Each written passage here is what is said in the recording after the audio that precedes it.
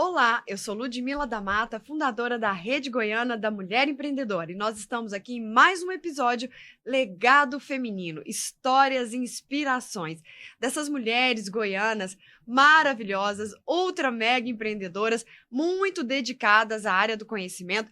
Cada uma delas tem uma história mais incrível que a outra. Nosso objetivo é inspirar, conectar e fortalecer mulheres que estão deixando um marco no mundo dos negócios e na nossa sociedade. Hoje vamos conhecer a trajetória inspiradora de Angélica Faria, que acredita que a educação vai muito além da sala de aula e que a psicologia positiva pode ser uma ferramenta poderosa para inspirar transformações duradouras e significativas. Com paixão para ajudar pessoas e desenvolver uma mentalidade de crescimento e um olhar otimista, Angélica compartilha conosco sua história e suas experiências. Estamos ansiosas para conhecer sua trajetória e aprender com a sua história. Florescer em todas as áreas da vida: educação, psicologia positiva e transformação. Vamos conhecer agora um pouco da história da nossa convidada desse 6º episódio do podcast da Rede, Angélica Faria. Angélica, seja muito bem-vinda ao podcast da Rede Goiana da Mulher Empreendedora. É uma alegria imensa tê-la aqui conosco para a gente poder bater um papo, conhecer mais a sua história, sobre a sua vida também e como que você chegou até a psicologia positiva e qual o legado que você quer deixar. Seja muito bem-vinda. Gratidão, né? Eu que agradeço por esse convite, por essa oportunidade de falar um pouco de educação, né, que é o que me motiva mesmo, é o que me traz vida, é o que me faz florescer, entrar em flow. É o que te deixa muito feliz. Isso. É uma realização, né, pessoal, muito grande. Com certeza. E a gente vai descobrir daqui a pouquinho como que você chegou nesse entendimento e como que você chegou na educação como essa fonte de motivação tão grande para sua vida, que a gente também quer fazer, né, quer ajudar com que outras mulheres possam encontrar, assim, um centro, um sentido, um significado, né? Com certeza. E para essas empreendedoras maravilhosas que, né, nosso foco, nosso público principal, que nós possamos contribuir de forma positiva e agregar na vida de todas. Angélica, então você vai começar contando para mim um pouquinho desse currículo aqui, gente, enorme. Porque como é que eu vou fazer para ler isso tudo aqui? Eu vou tentar pegar algumas coisas aqui para tentar ver se eu consigo, porque é muita coisa. Educação infantil, psicopedagogia, psicologia. Meu Deus do céu. Vamos começar. Conta pra gente um pouquinho da sua trajetória, da sua história. Bom, na realidade, eu iniciei, né, com a psicologia. Cursei 3 anos de psicologia na PUC, Goiás, né, Goiânia. E por questões financeiras, na época, a questão estava um pouco difícil. E aí eu me mudei para o interior, veio outras questões pessoais vieram, como casamento, logo depois. 6 meses depois eu já tinha engravidado, tive um filho, e quando esse filho já estava ali com mais ou menos 1 ano, eu resolvi voltar, né, retomar essa parte da universidade. Só que eu não conseguia voltar para a psicologia. Na época a questão financeira estava bem limitada, mas eu gostaria de voltar. Então, um dia, conversando com uma prima minha, até ela me disse, né, se não dá por um caminho, tenta o outro. Por que você não tenta pedagogia? E aí eu fui para casa pensando nisso, eu falei, é verdade, se não está dando por esse caminho, porque eu já estava tentando voltar há vários semestres, era semestral na PUC, todo início de semestre eu ia lá para voltar, mas realmente as questões tinham mudado, né? Já tinha uma família, já tinha filho, que eu tive só um filho, e daí eu resolvi fazer uma prova de reopção de curso e transferir para pedagogia. Passou. Passei Porque na você sabe prova. Que prova de reopção é igual um vestibular, né? Isso, mas poucas vagas e muita gente tentando fazer, né? Eram 5 vagas, lembro direitinho. Eram 5 vagas, consegui passar e terminei a pedagogia. Quando terminei a pedagogia, mas eu já estava atuando em escolas, né? Na área de educação infantil, por isso eu resolvi fazer a primeira especialização em educação infantil, porque na época eu já estava atuando, E Gostou de pedagogia? Assim, gostei porque muito. você traz um amor ali pela psicologia, mas Também, mas, né? mas eu acredito que a psicopedagogia, logo em seguida eu fiz a psicopedagogia, que eu fui engatando, porque esse prazer pelo aprendizado, pelo novo, né? Uhum. Querer sempre buscar o novo, isso sempre me moveu. E ao invés de fazer mais 2 anos e concluir a psicologia, ficar com 2 graduações, falei, não, como já é uma paixão, ainda era e ainda é uma paixão a pedagogia, eu falei, não, vou fazer então a psicopedagogia, porque eu consigo unir as duas, né? Então, com mais ali uma pós-graduação de 720 horas, se não me engano, fiz a psicopedagogia e já comecei a atuar na área, em paralelo com a pedagogia, que era a atuação em sala de aula.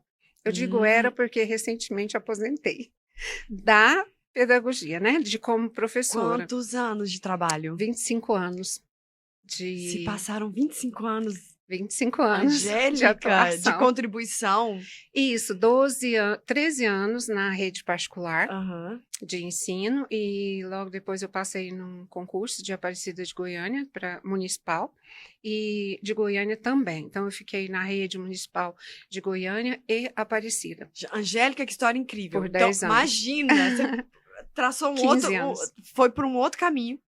Isso, Ficou continuei. muito tempo nessa área, ainda conseguiu, além de continuar estudando, fazer psicopedagogia, Isso. ainda passou num concurso. Gente, por isso que a gente, assim, tem muita alegria em trazer mulheres empreendedoras e esse podcast está sendo um sucesso. Porque quando a gente para ouvir, para escutar, a gente pensa assim, mas como que ela conseguiu? Como que ela chegou? E ela tá aqui contando que teve que ter uma mudançazinha ali na vida dela, mas Com que certeza. ela abraçou e que ela conseguiu se aposentar e que ainda passou num concurso público e ainda fez pós-graduação e agora ela ainda vai contar mais coisas que ainda não acabou o currículo dela. Aposentar entre aspas, porque dessa atividade. Da sala de aula, né? Mas da sala de aula. Eu não me vejo aposentada, eu quero e vou continuar trabalhando sempre. Mas isso é uma vitória muito grande, a gente tá contando a parte boa, né? Porque entrou, se dedicou e fez tudo isso nesse meio termo. É muita coisa, Angélica. Mas quando a paixão nos move, e isso é um propósito, é um caminhar que não é tão pesado, né? É pesado porque existem dificuldades normais, naturais, mas é um caminhar com alegria, com positividade, com foco, determinação. Então, é uma construção, podemos dizer assim, leve, prazerosa, porque é algo que você ama. Olha só, eu acho esse depoimento, assim, tão importante a gente poder falar disso, assim, e trazer uma pessoa, assim, como você que fala disso com tanta clareza, né? Porque você tem você tem essa certeza, né, dentro de você, dessa paixão sua, né? Com certeza. É muito bom quando a gente se encontra, né? Mas aí não terminou. Não. Vamos continuar aqui, são muitas porque histórias. Tem consultoria, assessoria, a gente quer realmente, assim, uma mini biografia sua contada por você, assim. E hoje suas atividades estão voltadas para... Hoje eu estou atuando como psicopedagoga em uma clínica multifuncional. Uhum. Nessa clínica são vários profissionais, né, que atuam na área de TO, fonoaudiologia, a psicóloga, a psicopedagoga. Então, assim, nós somos uma grande equipe. E eu, particularmente, atuo com crianças com problemas de aprendizagem.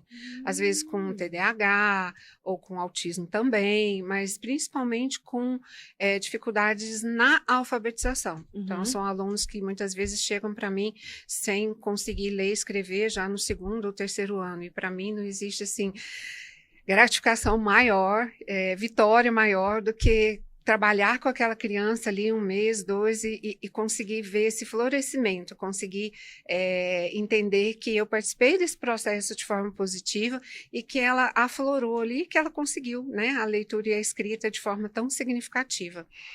Isso para mim é algo que me respira, realmente me alimenta, né, vamos dizer assim. Então, vamos chegar aqui num ponto muito importante. E essa paixão pela educação? Porque essa entrega que você faz hoje, ela é extremamente importante, né? Tendo em vista o número de crianças autistas com TDAH e dificuldades que a gente sabe que é para existe. elas poderem se concentrar, aprenderem a ler, a escrever, meu Deus do céu, né? E aí essa paixão pela educação, ela já existia quando você era mais nova, pequena, ou ela surgiu? Eu acredito que ela foi sendo construída, né? Uhum. No início, na época da adolescência, minha mãe tinha uma boutique em casa, no interior, eu sou de Ipameri. Então, assim, essa parte do empreendedorismo, acredito que vem de lá. Mas com a pedagogia, isso foi se ampliando, né? Essa questão de sentir e ver essa construção de forma tão positiva, você construir o conhecimento junto com aquela criança, né? Você Isso. auxiliar nesse sentido, né? Então, isso foi sendo construído ao longo do caminho, né? Na trajetória em si. E às vezes a gente sempre fala que não é tão importante, né, a chegada quanto o percurso. Então, Uhum. nesse percurso de ter concluído a pedagogia, depois a psicopedagogia, a educação infantil e a docência universitária também, que eu me aventurei um pouco pelas universidades, mas resolvi voltar, porque é a educação infantil que é a minha Que paixão. te move. Isso que me E move. você descobriu isso. Ela Isso, não eu era fui algo para a que docência, já. após a Aham. docência universitária, eu fui um pouco, né, até porque precisava ir, porque que eu cursei, vamos experimentar, né? Uhum. E realmente eu gostei, é, porque é uma educação também, mas é diferente. A criança você conduz, a criança você constrói junto, a criança é como se você trabalhasse ali junto e ver o resultado de forma dessa construção, né, de forma mais positiva e rápida. O adulto não. O adulto, ele já chega com os vícios, com Os traumas. isso, os traumas, a vida ali. Então, era noturno, então eu já pegava aquela turma que voltou do trabalho após as 18 horas, né, que já teve um dia todo de trabalho, e é muito mais difícil a motivação, o resultado também. E você não conduz essa vida, a vida é dele, né? Então, eu acabei, de certa forma, caminhando, deixando essa parte, gostei, mas não com tanta paixão, e voltando para psicopedagogia, que é realmente essa questão que E só mais para me o público motiva. entender, qual a idade das crianças que você atende? Normalmente de 5 a 15 anos, porque Hum. 5, 6, porque é a idade da alfabetização, né? Uhum. 6, mas a alfabetização é ali, primeiro, segundo e terceiro ano, é uma construção, é um processo. Uhum. Muitas vezes não foi concluído no primeiro ano, que é o ideal, mas alguma intercorrência ali não deu certo. Então, no segundo ano, a gente conclui, ou no terceiro. Então, é um processo. Nós temos alunos que, infelizmente, por alguma comorbidade, né? Mas aí já são crianças atípicas, já é diferente, Uhum. que têm as limitações e precisam ser respeitadas e incluídas, mas que consegue esse processo no seu tempo. Uhum. Mas o sucesso na evolução, ele é gradual e ele é Uhum. possível. Uhum. Basta que a gente acredite. Muitas vezes a gente recebe as crianças e a primeira coisa que elas me falam, tia, eu não sei ler, eu não sei escrever. E aí eu já começo com a motivação, né? Porque o que ele vem ouvindo da família, da escola, de todo mundo, ele ainda não sabe ler, ele ainda não sabe Sim. isso, ele ainda não sabe aquilo. E aí eu já começo motivando, mas você está aqui para aprender. Então eu começo com a ficha de nomes dele, porque o nome dele ele sabe ler, ele reconhece. E aí quando ele lê aquele nome, eu falo, tá vendo? Você sabe ler. Ou seja, a partir dali ele já vai adquirindo confiança e a cada novo degrau que essa criança vai subindo e alcançando, a gente vai motivando, ele vai adquirindo essa autoconfiança e autonomia, porque é importantíssima essa questão da autonomia. E nós trabalhamos muito junto ali com a família e a escola também, né? Mas a família é primordial porque se o conhecimento é construído através dessa autonomia, a família precisa deixar a criança crescer, falando a grosso modo, né? Soltar as amarras, deixar ir. Ou seja, o que eu quero para o meu filho daqui a 1 ano, 2 anos, 10 anos? Eu quero um adulto autônomo? eu quero um adulto que tenha sucesso, então eu preciso começar a trabalhar isso hoje. É importantíssimo. E às vezes, muitas vezes, nós olhamos só para as dificuldades do aqui e o agora. Uhum. Né? Então, realmente é preciso pensar nesse contexto como um todo. Fantástico. É emocionante, né? Eu me emocionei aqui agora. Porque deve ser muito lindo tudo isso, assim. Com certeza. E parece que a sua trajetória, ela foi assim... Foi sendo feita de forma... Gradativa. Não sei se leve, mas eu vou descobrir agora, porque eu quero que você me diga que nessa trajetória bonita, dessa construção dessa carreira sua, quais foram os principais obstáculos, né? Porque você, ao mesmo tempo, é da área acadêmica, mas também é empreendedora, porque foi pensando no que fazer consigo própria, com a sua carreira, como superar os desafios. E quais foram os principais obstáculos, Angélica? Tiveram alguns ou não? Tiveram, sim, claro, né? Toda carreira tem os obstáculos, apesar da psicologia positiva nos abençoar, né, com o foco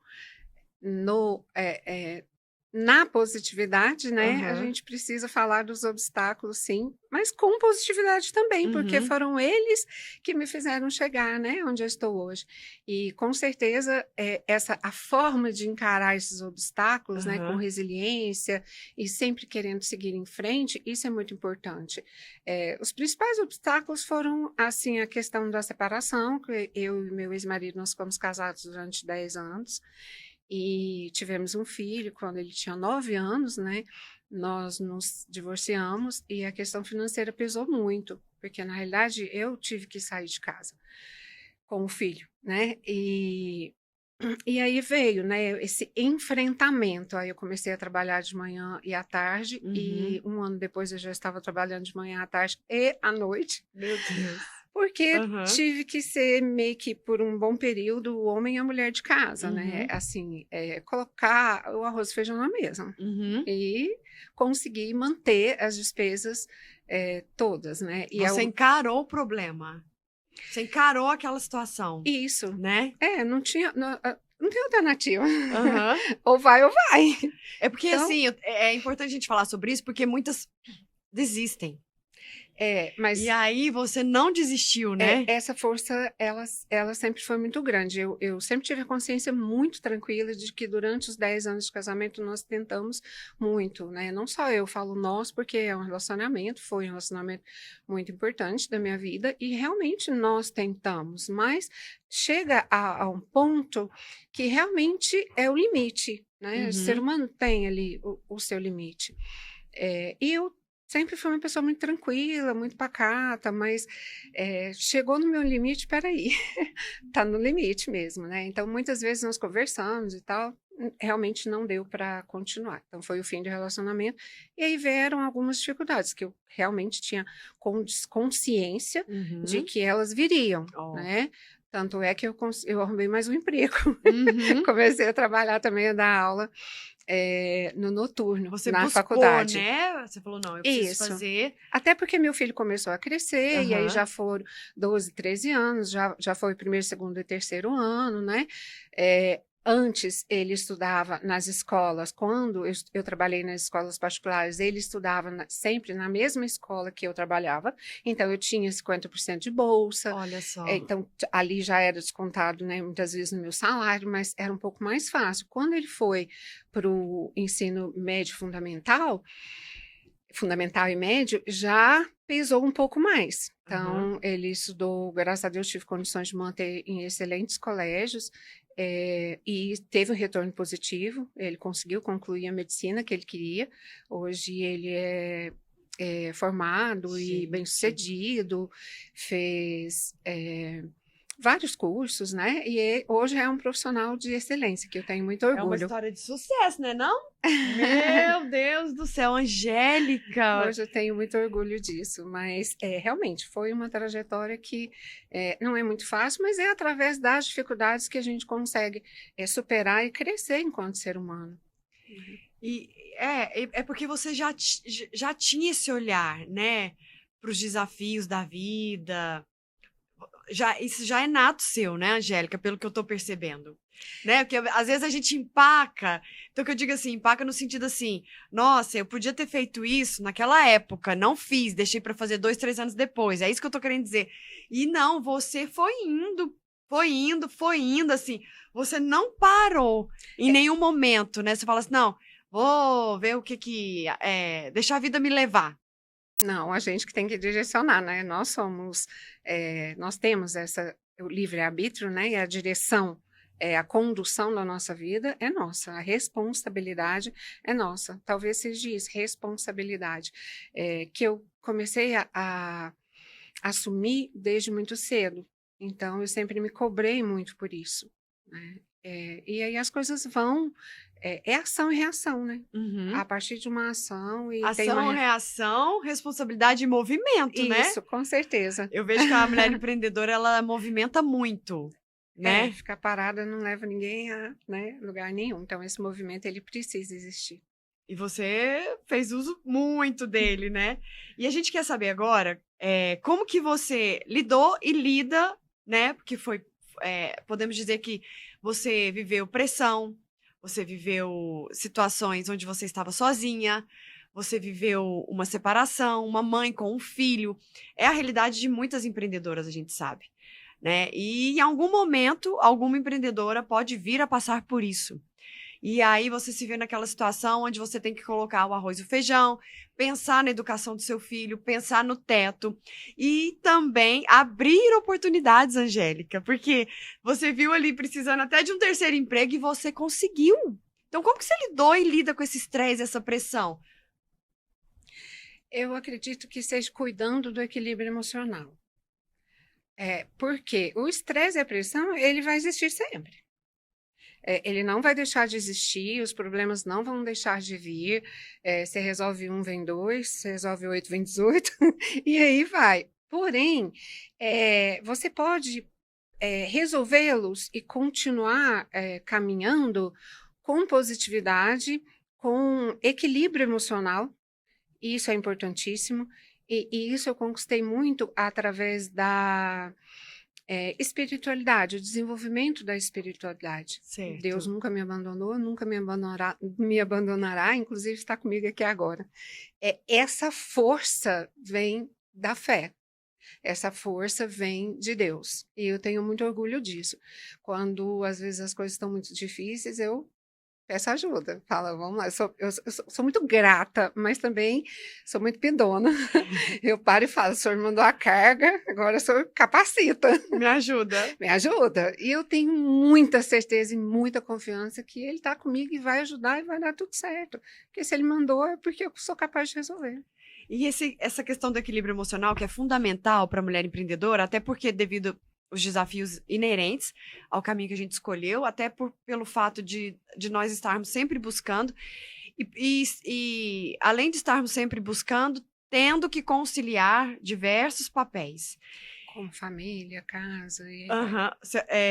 E aí a espiritualidade, né, como você disse, que contribuiu muito com a sua vida, assim, mas se a mulher não tiver uma organização, se a empreendedora ela não tiver um pulso firme, você acredita que ela dá conta? Porque você me parece mais calma, né, Angélica? Ou não é assim? Não, eu sou bem tranquila, assim. Eu acredito que quando as coisas estão pipocando muito, eu saio de cena. Eu falo, não, peraí, dá uma recuada. Muitas vezes a gente precisa dar um passo atrás para reposicionar e dar 3 à frente. E se reorganizar, né? Isso, reorganizar, assim, a disciplina com a rotina, né? Hoje, eu já tenho uma leveza maior, porque hoje meu filho já está, assim, profissionalmente bem estruturado, e não mora comigo, né, atualmente. Hoje ele tem a carreira dele em São Paulo. Então, hoje eu consigo me organizar com essa rotina familiar de forma um pouco mais leve. Mas no início, não, sempre teve. Por exemplo, nós sempre acordamos 5h30 da manhã, porque 6h30 eu tinha que sair. 6 horas eu tinha que sair. Eu deixava ele na escola que ele estudava às 6h30. Normalmente, porque 7 da manhã eu tinha que bater ponto. E isso durante 25 anos. 23, porque daí ele, né, já passou no vestibular e foi também. Mas é uma vida. Então, assim, isso foi construindo aos poucos, né? E nós já tivemos inúmeras discussões. Já deixei ele em casa dormindo porque não acordava. Então, na época lá de adolescência, hoje não. Então, já fui chamada também de mãe carrasca Por quem? por ele. Então, assim, hoje ele já tem 31 anos, né? E Ele... hoje ele consegue compreender o porquê eu tive que ser assim naquela época, né? Eu tenho um gene muito forte, o pai também. Então, são 2 DNAs aí que não veio um filho muito maleável. Veio um filho muito olha. determinado, muito forte, que precisava também de um pulso forte o tempo todo. Então, isso eu vejo muito na educação hoje também. Se a gente não tiver essa clareza, essa firmeza, essa determinação de onde eu quero chegar, ou onde eu quero chegar daqui 10 anos, 20 anos, eu quero um filho como? Aí essa importância de desenvolver essa autonomia hoje. Porque se eu for desenvolver daqui 20 anos... E autonomia através da disciplina. Disciplina, de deixar a criança... Eu vejo no consultório muitos pais, mães que fazem muito por filho. Eu não os culpo, não estou aqui julgando de forma alguma. Eu sei que é por muito amor, né? Dar demais, fazer demais, mas para um pouquinho para pensar o que o seu filho consegue fazer sozinho, não faça por ele. Porque é aí que ele vai construindo, né, essa disciplina, essa autonomia na vida dele. Porque muitas vezes a gente quer, né? O filho é meu. Né? O marido é meu, a casa é minha, o carro é minha, é meu. Então, o pronome possessivo fica muito em evidência, muitas vezes, na vida, no coração das pessoas, da mulher, né? E a gente precisa ampliar mais essa visão, porque não é meu, nem o filho é meu. Deus nos presenteou e nos capacitou para orientá-los, né? E o quanto eu estou orientando, segurando e não deixando ir. Tô segurando ou orientando? Qual dos dois, né? Isso. E a mulher empreendedora, se ela segurar demais, como é que ela vai cuidar da vida dela? Não E eu vai. quero aproveitar a sua experiência de consultório para tentar entender, assim, aproveitar aqui, para que a gente está falando com um público só de mulheres empreendedoras, se essa mãe, essa família que não tem uma organização, que não tem uma rotina, que não deixa o filho assumir responsabilidades em casa, desde dobrar uma coxa, né? Escolher a própria roupa. Escolher a própria roupa, né? Saber que tal dia tem que juntar as roupas porque é o dia que vai lavar. De alguma forma tá contribuindo com aquele ambiente. E ele e a mãe e o pai entender que ele tem condições de assumir responsabilidades. De que forma que você vê isso nas crianças e nos adolescentes que chegam para você no consultório? Porque assim, se essa mãe tá dessa forma dentro de casa, como que ela vai conseguir empreender? Essa que é a minha preocupação. O primeiro empreendimento dela é o lar. Né? Ela precisa empreender ali. Porque se ela consegue essa organização, essa disciplina na família, com certeza ela já tem ali um exemplo e uma estrutura para sair, né, desse lar e empreender lá fora. Ela só vai empreender se ela conseguir sair. Com certeza. Se lá tá um caos, isso reflete na criança que chega para você? Com certeza. Então, muitas vezes, assim, eu não trabalho somente com a criança. Eu trabalho com a família. Então, normalmente, é claro que o foco maior é na criança, mas são 3, 4 sessões com a criança. A primeira é a anamnese, tem com a família, né? Com todos ali. Depois, após 15, 20 dias, eu já tenho um retorno com a família e vou trazendo essa orientação junto, de acordo com a necessidade, né? Cada caso é um caso, mas esses dias mesmo eu tive esse caso de uma criança que leu, né, com 2 meses.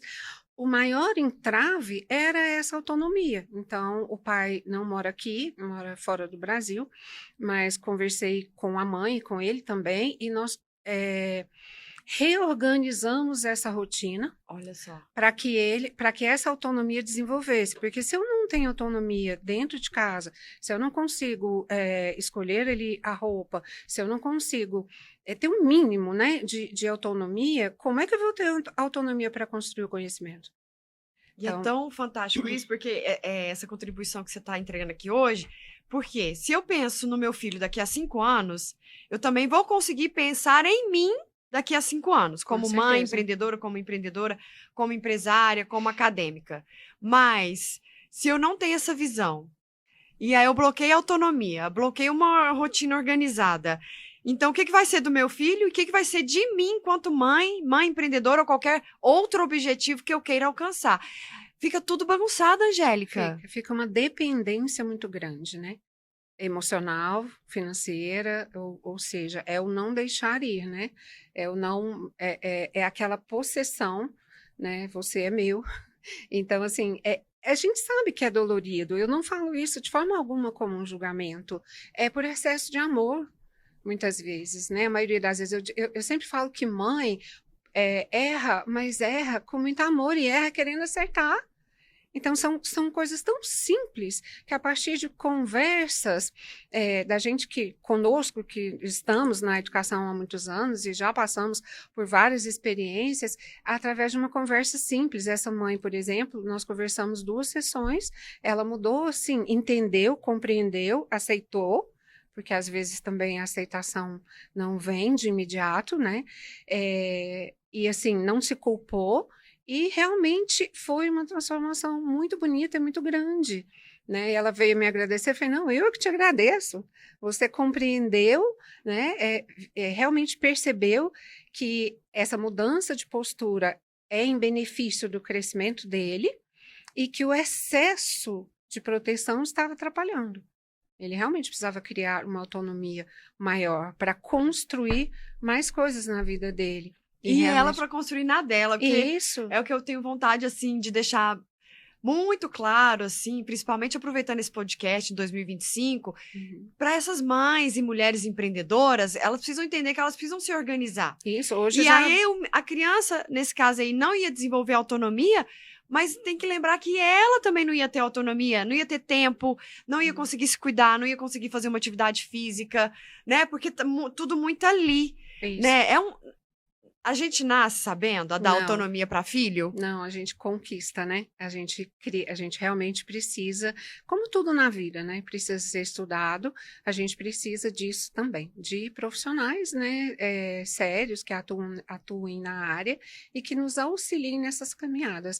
Inclusive, ela já está programando para voltar ao trabalho em janeiro. Ia voltar agora o mês que vem, mas como eles vão viajar, e aí resolveu voltar ao trabalho em janeiro. E eu fiquei muito feliz com a alegria dela, né? E agora eu posso, porque agora ele consegue caminhar de forma mais positiva, sem a minha presença.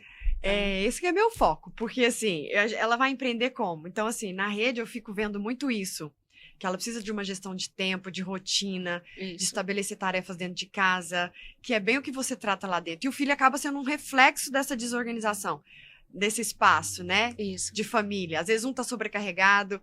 Teve uma conhecida minha que falou assim, que chamou a família, falou assim, olha, vamos conversar, porque eu não tô me sentindo mãe, eu estou me sentindo a empregada da casa. Porque todo copo, um simples copo de água que vocês bebem, vocês colocam na pia. E aí passa o dia todo ali vários copos. No final do dia, e eu vou lavar. Então, assim, chegou a empregada para lavar? Não. Aí ela teve que fazer uma reunião para todo mundo entender isso. Foi muito dolorido, porque é uma questão social, cultural, Angélica. Por isso que eu falo que eu acho que você vê muito reflexo dessa estrutura dentro de casa.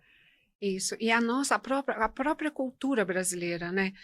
Nós temos essa deficiência, né? Não querendo comparar, mas infelizmente já comparando, a cultura japonesa. As crianças começam muito cedo a fazer de tudo, né? Então, assim, a independência é conquistada de forma muito precoce. Então, e isso também contribui para essa autonomia.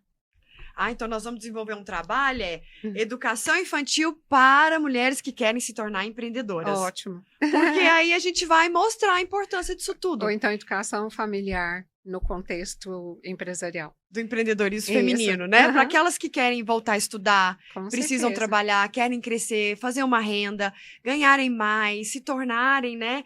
Cada vez aí galgando coisas novas, como você mesmo disse. E aí, falando em novo, a gente vai falar de um tema. Então, assim, seu trabalho, Angélica, é fundamental.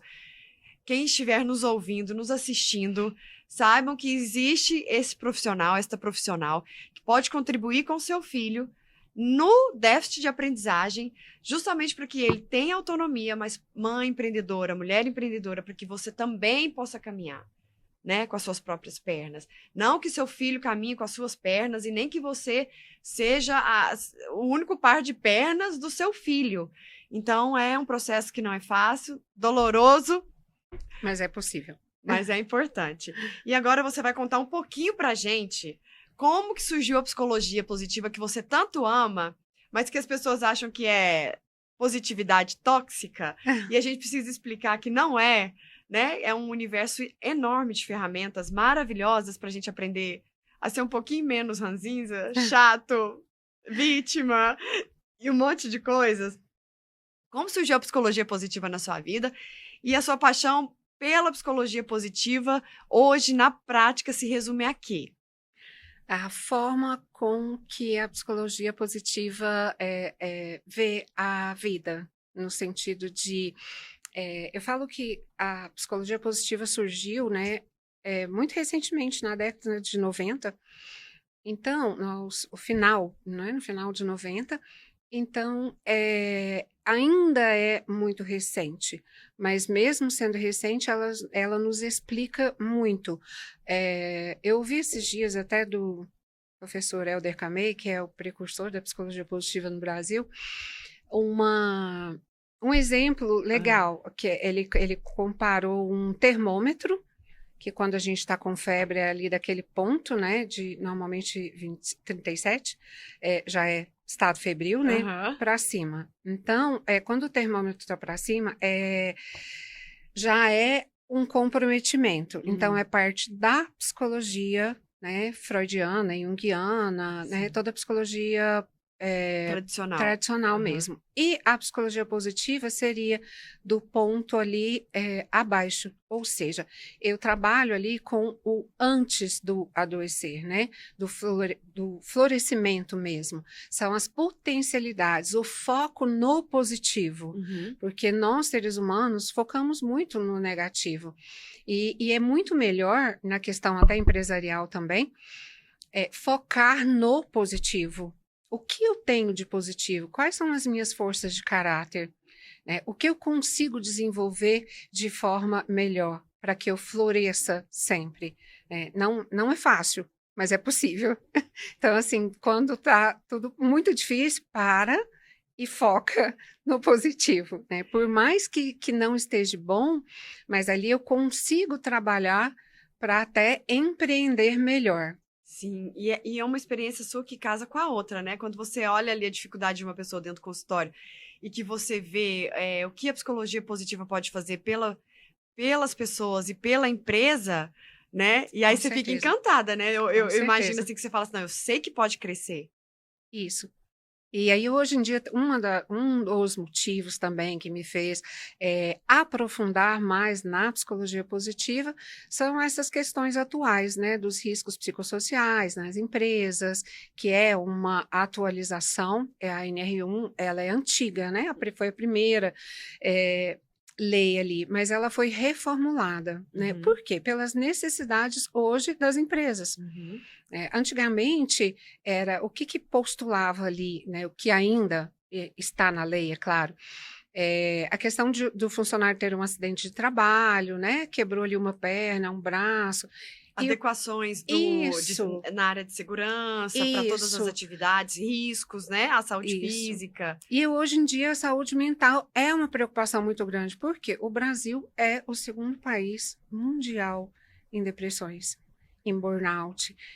Então, ele já esteve no primeiro do ranking, inclusive não é nada para que nós possamos nos orgulhar.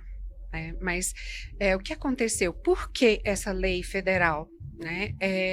As pessoas às vezes ficam 15 dias ali das empresas, né, de atestado médico, e esses 15 dias prolonga-se para mais 15, e aí já vai para o INSS, e aí realmente vai para o bolso do governo. E o empresário, a empresária, fica prejudicado também, porque ele está ali sem aquele funcionário. Ele tem que substituí-lo por outro funcionário. Então, é um desgaste grande para o meio empresarial e também ali para o governo federal, porque ele vai para o INSS e ele passa a receber por ali, né? Então, ou seja, vamos cuidar dessa saúde mental, desses riscos psicossociais, porque fica mais barato para mim e para a empresa também. Então, cuidar disso hoje é uma necessidade para as empresas, para as nossas empreendedoras.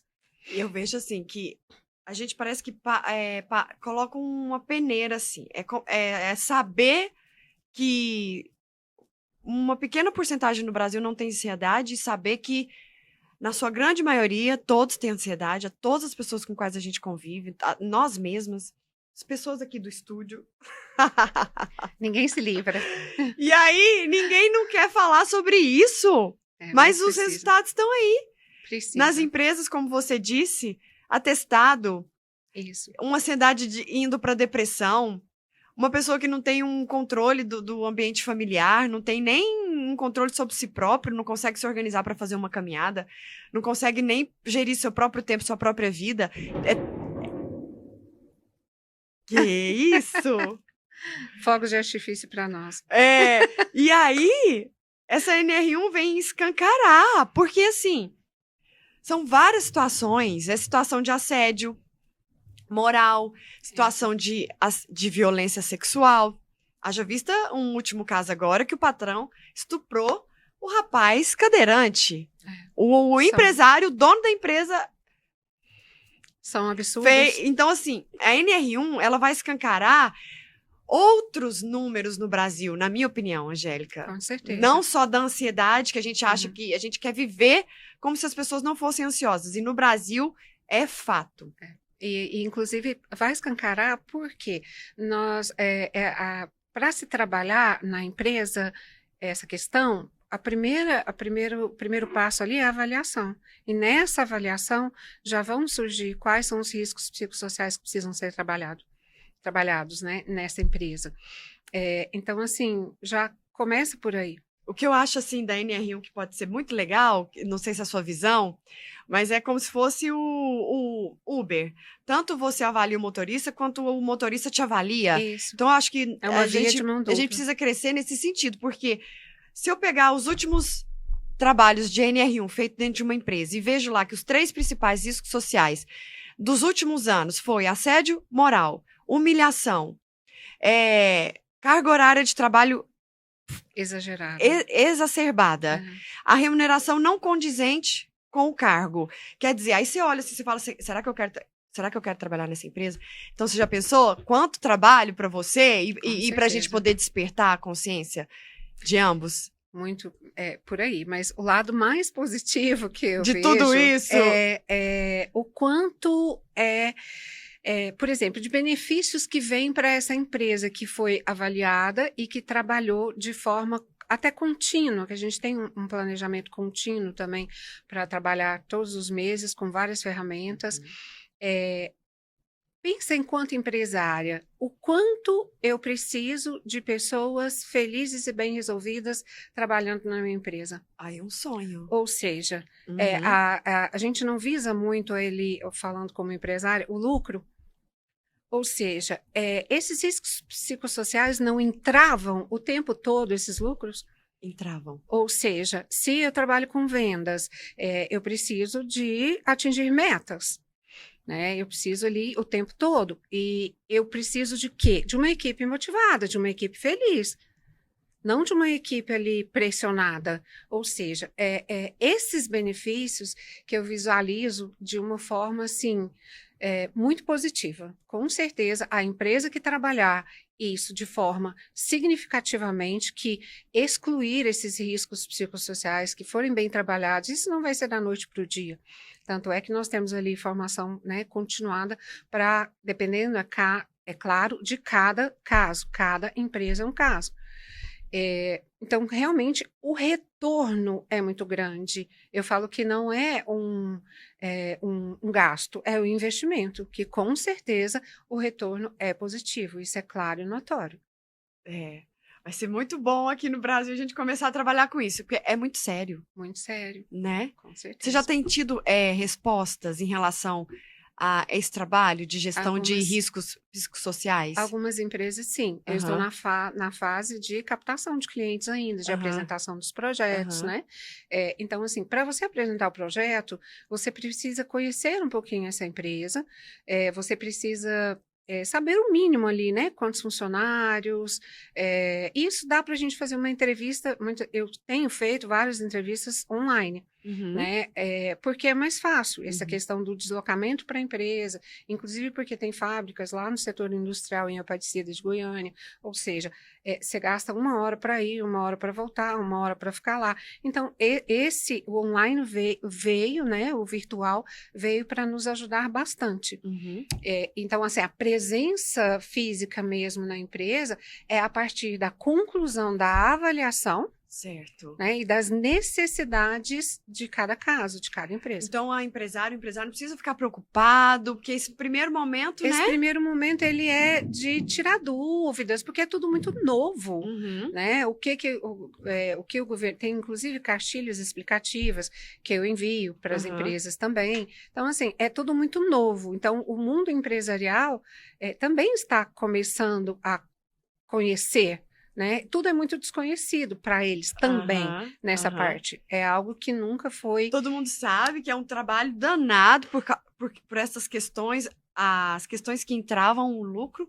Eles sabem que tem a ver com essa equipe motivada e feliz, né? Com certeza. E, ao mesmo tempo, precisam conhecer de que forma que vão poder trabalhar isso de verdade, É né? a maior pergunta que eu ouço: como trabalhar isso? Depois de Uhum. avaliado e detectado os riscos, como trabalhar? É aí onde a gente monta o projeto. Por isso que o projeto é tão ali criterioso, tão individual, tão personalizado Para aquela para empresa. aquela empresa. E é o futuro, né, Com Angélica? certeza. Assim, com essa lei aí, a partir de 2026, ela vai ter que ter isso e isso vai ser fiscalizado, ou ela É, vai ter que passar por algumas denúncias muitas vezes, né? Porque eles vão receber, o governo vai receber denúncias e isso pode trazer uma multa muito grande, né? isso, na realidade, não é nem a partir de 2026, ela já está em vigor. Aí, mas Não, 2026 começam 2026, a partir as de 26 de fiscalizações. maio de É, 2025, ela já foi realmente promulgada e ela já está em e vigor. as O que fiscalizações? vão começar a partir de 26 de maio de 2026. Mas Isso. aí, a pergunta é: o que foi feito em 2025? Você só começou agora em É, 2026? o brasileiro, o empresário vai esperar. Alguns já começaram, né? Entendeu? Assim, então, para Aí, ó, empresárias, empresários, vamos ficar de olho na NR1, que isso aí faz parte do programa de gestão de riscos de qualquer empresa e agora é lei. Ou você também vai ter que aprender a ser um gestor, um uma bom gestora. gestor ali para poder melhorar a situação para todo mundo, né? E eu quero saber essa mentalidade de crescimento e esse olhar mais otimista para tudo, assim, tendo como ponto de partida o indivíduo Um que é empreendedor. empresário, que é empreendedor, como que ele pode adotar isso assim no dia a dia? Eu acredito que tem que ter a mente muito aberta para novos desafios, porque o mundo está em constante processo de transformação. Nós temos aí uma pandemia que foi há pouco tempo, o quanto mudou-se, né, até hoje, e o quanto ainda tem para mudar. Ou seja, eu preciso estar pronta como empreendedora e aberta ao novo, a capacitações, a diferenciações e, inclusive, essa questão da NR1 é algo novo? É obrigatório, é lei, então vamos nos adequar, né? E o que eu posso fazer enquanto empresária para ter um crescimento significativo e gradual, eu não digo nem, é uma escala assim diária. É algo que a psicologia positiva também fala, né? Que é como se fosse gotas homeopáticas, mas nunca deixar de inovar. Sempre buscar esse novo de acordo com a necessidade do meu empreendimento. Não, e você vai contar pra gente agora, porque A gente tá quase indo pros finalmente, passa rápido, viu, Angélica? Passa. Nossa, já tem uma hora. Essa mentalidade de crescimento, ela é extremamente importante, né, para nós empreendedoras. A mulher empreendedora que ela não entender isso, ela vai ficar para trás, digamos assim. É. A pessoa, ela desenvolve a mentalidade de crescimento. Eu queria deixar essa contribuição sua, porque você tem estudado a psicologia positiva e sabe que a gente só pode parar de aprender quando morrer, né? Então, tem pessoas que vivem isso naturalmente. E as que não vivem, elas estão perdendo algo, assim, as que não têm muito interesse, as que falam assim, não, tá bom, né? Eu queria a sua opinião, assim, tanto tendo como base a sua experiência dentro de consultório, com os problemas que as crianças e adolescentes apresentam, e na sua realidade ali das empresas que você atende. Realmente, ficar estagnado hoje em dia é inadmissível. Então, assim, eu já tenho ali o meu empreendimento, o que eu posso melhorar, o que eu posso inovar. Eu acredito que a palavra ali, inovação, ela é fundamental, né? Porque nós estamos em processo cotidiano, em construção constantemente, né? Nós viemos aqui para isso, né? Nós estamos aqui na Terra, neste momento, para esse crescimento espiritual, moral, social, ou seja, empresarial. O que eu posso fazer para melhorar? É um desafio? Sim. É difícil? Sim, mas não é impossível. Ou seja, com o que eu já tenho, porque a maioria das pessoas falam, né? Eu não tenho condições financeiras, mas o que eu estou investindo a partir desse lucro? O lucro está pouco, tá pouco, mas como eu estou gerindo nessa gestão financeira, ele está indo para onde? Né? Qual a porcentagem que eu estou conseguindo investir no próprio negócio, né? Como retorno ali positivo? Uhum. Porque às vezes se eu ficar só sugando, a fonte seca. Né? Então, essa inovação, essa busca por algo melhor, ela é fundamental. A estagnação é no caminho. Não tem nem muito que explicar, porque é tão fundamental, é tão óbvio, e muitas vezes a gente precisa de um saculejo, né, daqui e dali, de alguém para falar, você tem oportunidades de crescimento nisso, naquilo, como está seu negócio hoje, o que você pretende é o mesmo caso da educação com a criança ali, o que eu pretendo para o meu negócio daqui a um ano? É que ele continue no mesmo patamar? Estamos aí, né, em 2026, para colocar as metas no papel e tirá-las do papel e colocar na ação. Né? Não só colocar no papel, né? Isso, ou seja, né, o que eu quero nessa parte de empreendedorismo para que a minha empresa realmente suba mais degraus, né, e se reinvente. Então, assim, acho que um grande legado seu, juntando tudo isso, é como que a educação, e essa pode ser a sua mensagem, como que a educação permeia todo o crescimento do indivíduo, porque o que ficou, assim, para mim, registrado, assim, na minha alma, é como a educação, ela é extremamente importante em todas as fases da nossa vida, assim. Com certeza, ela é a base, né? Ela é a base de construção e realmente, sem ela, o indivíduo que não progride, né, não cresce nessa área, realmente ele fica estagnado, não avança, né? E esse avançar, ele é natural, ele vem de um desejo de crescimento espontâneo. Mas nem sempre a motivação vai vir de fora, ela não é intrínseca e extrínseca, né? Uhum. Normalmente ela não é intrínseca. Uhum. Eu preciso buscar.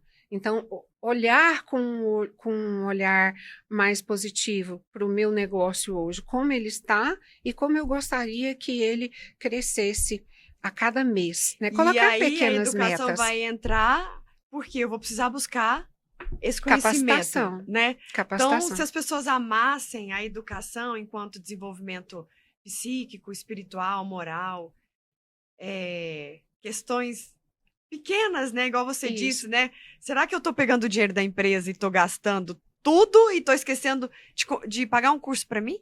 Ou será que eu estou só estudando e não estou fazendo nada com isso? Então, ela permeia tudo, Angélica, com na vida do certeza. indivíduo. Com certeza. E Então, aí, você que ia ser psicóloga, descobriu que a educação é tudo na vida de um indivíduo. Com certeza. Então, assim, a psicopedagogia também, né, vem ampliar isso e fortalecer cada vez mais. E agora, com o acesso maior, né, o estudo maior, mais aprofundado da psicologia positiva, justamente por causa desses riscos psicossociais, ou seja, tudo é educação, né? Querendo ou não, os riscos psicossociais também estão incluídos ali, porque a forma de comportamental, né, do meu colaborador. Será que tá onde aquele comportamento? Será que não foi no que ele aprendeu? Na educação que ele teve? Mas eu sempre falo que tudo é possível de mudanças. Então, tudo na vida, nada não tem um ponto final. É difícil, mas é possível. Então, comece. Ontem.